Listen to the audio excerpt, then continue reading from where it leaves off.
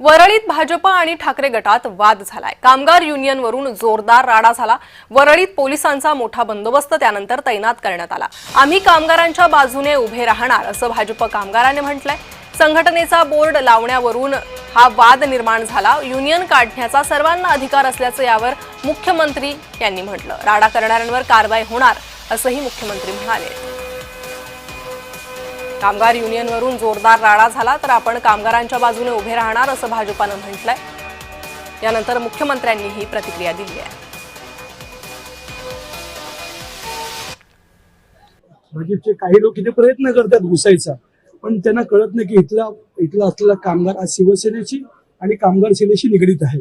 मला समजलं नाही त्या काय माध्यमातून इथे आले, कशासाठी आले। तुम्ही शिवसेनेचे गेले कित्येक वर्ष इथे कार्यरत असलेली युनियन सतत या कामगारांच्या माध्यमातून मॅनेजमेंटचे काम करत असते आणि कामगारांच्या बाबतीत काम करत असते। आज ज्या प्रकारे ती आलेत, कोणत्या पद्धतीने आले, कशासाठी आले, मला स्वतःला माहित नाही। आम्ही पण आमच्या कामासाठी आलेलो आहे। ज्यावेळी ऍक्शन होईल त्या रिएक्शनच्या तयारीतच आम्ही त्या आलेलो आहे।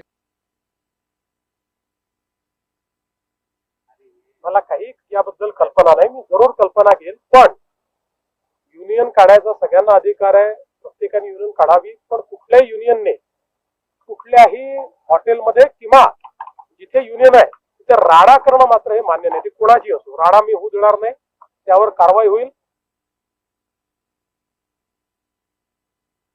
महाराष्ट्रामध्ये कायदा राहिलाय की नाही हाच संभ्रम निर्माण झालेला आहे। एका बाजूला केंद्र आणि राज्य सरकार कामगारांचे कायदे मोडीत काढून 4 लेबर कोडच्या माध्यमातून नवीन धोरण आणण्याचं काम कामगारांच्या विरोधात करतायत। असं असताना जिकडे जिकडे भारतीय कामगार सेनेची संघटना आहे, काही मोजके लोकांना हाताशी धरून घेऊन भारतीय जनता पार्टीची काही संघटनेची लोक शिरकाव करण्याचा प्रयत्न करतायत।